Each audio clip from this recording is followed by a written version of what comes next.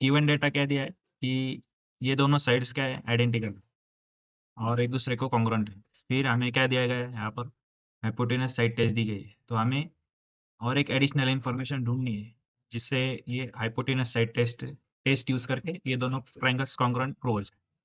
तो यहाँ पर देखिए, हाइपोटेनस साइड टेस्ट, यहाँ पर साइड कॉन्ग्रुएंट दी गई। कौन सी साइड कॉन्ग्रुएंट है? Segment MN is equal and congruent to segment DF। ये हुआ साइड। और हाइपोटेनस, यहाँ पर ये जो हाइपोटेनस है ये क्या होगा, एक दूसरे को कॉन्ग्रुएंट रहेगा।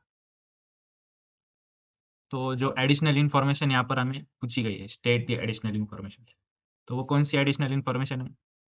Segment LN is equal and congruent to segment EF। ये क्या होगा, हाइपोटेनस। तो इन दोनों हाइपोटेनस और साइड को यूज करके ये दोनों ट्रायंगल्स क्या हो गए, कॉन्ग्रुएंट हो गए। तो हमें और क्या यहाँ पर शो करना है, with additional information, state the additional information which is necessary to show that triangles are congruent by given test। तो हाइपोटेनस साइड टेस्ट को यूज करने के लिए हमने यहाँ पर साइड, ये साइड है और ये हाइपोटेनस है, इन दोनों को कॉन्ग्रुएंट दिखाया है। तो इससे ये दोनों क्या, ये दोनों ट्रायंगल्स क्या हो जाएंगे, कॉन्ग्रुएंट हो जाएंगे। तो यहाँ पर मैं लिखूंगा triangle LMN is equal and congruent to triangle EDF। EDF, तो ये बाय हाइपोटेनस साइड टेस्ट।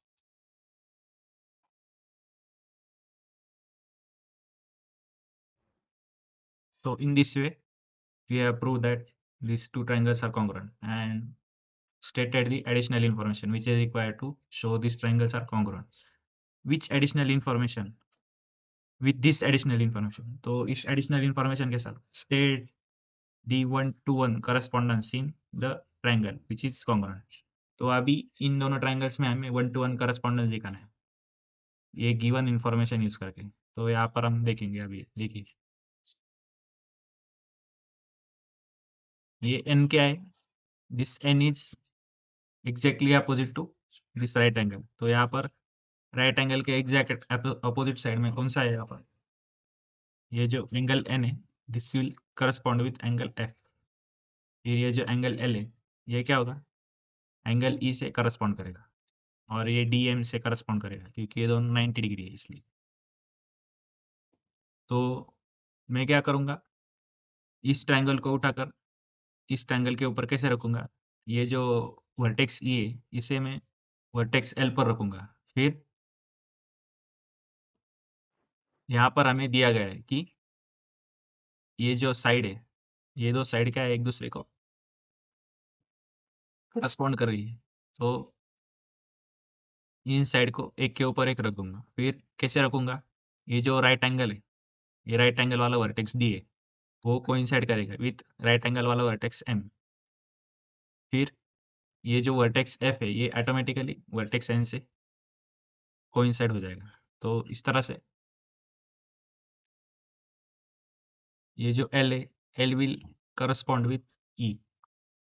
फिर M will correspond with D और बचा क्या, N will correspond with F।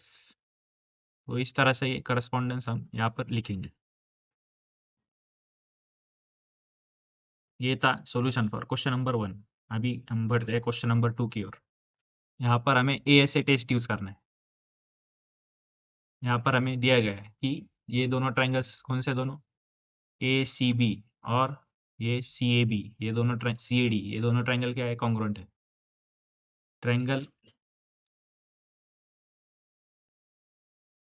ACB is equal and congruent to triangle CAD by ASA test. तो यहाँ पर देखिए, अभी यहाँ पर दो एंगल्स दिए गए, ये एंगल C है और ये एंगल ए, ये एक दूसरे को क्या है, कॉन्ग्रुएंट है, क्योंकि यहाँ पर आइडेंटिकल मार्क है इसलिए। फिर ये जो साइड ए सी है ये क्या है, कॉन्ग्रुएंट है। और यहाँ पर जो एंगल आएगा ये क्या होगा, कॉन्ग्रुएंट होगा। तो यहाँ पर देखिए ये दोनों एंगल्स क्या है, ये एंगल, अभी ये ट्रायंगल एडीसी में कौन से दो एंगल्स आएंगे यहाँ पर, एंगल ए और एंगल सी।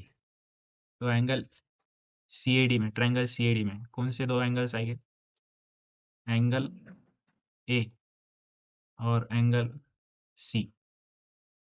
और ये जो कॉमन साइड होगी इन दोनों एंगल्स में इंक्लूडेड, वो कौन सी होगी, segment A C. This will be equal and congruent to segment A C. और यहाँ पर जो एंगल होगा वो कौन सा एंगल होगा, congruent, angle C will be equal and congruent to angle A. तो इस तरह से यहाँ पर ये दोनों एंगल्स, यहाँ पर एडिशनल इंफॉर्मेशन होगी जो कि इंक्लूड होगी इस टेस्ट में। और ये जो सेगमेंट ए सी है जो कि कॉमन सेगमेंट है इन दोनों ट्रायंगल्स के लिए, वो भी यहाँ पर एक इस साइड में, ये साइड में इंक्लूड होगी। तो आशा करता हूँ आपको ये समझ में आया होगा। अभी इसका 1 to 1 करस्पॉन्डेंस कैसा होगा, इस ट्रायंगल में देखिए, ये इस ट्रायंगल में जो एंगल रहेगा, angle C will correspond with angle A. ये जो आइडेंटिकल मार्क है, यहाँ से क्या पता चलेगा कि ये जो एंगल सी है this will correspond with angle ए। फिर बाद में ये जो एंगल सी है इस ट्रायंगल में, ट्रायंगल सी ए डी में, this will correspond with angle A which is in triangle A C B. तो एंगल जो ए यहाँ पर it will correspond with angle C. तो vertex B will automatically correspond with vertex A, vertex B will automatically correspond with vertex D.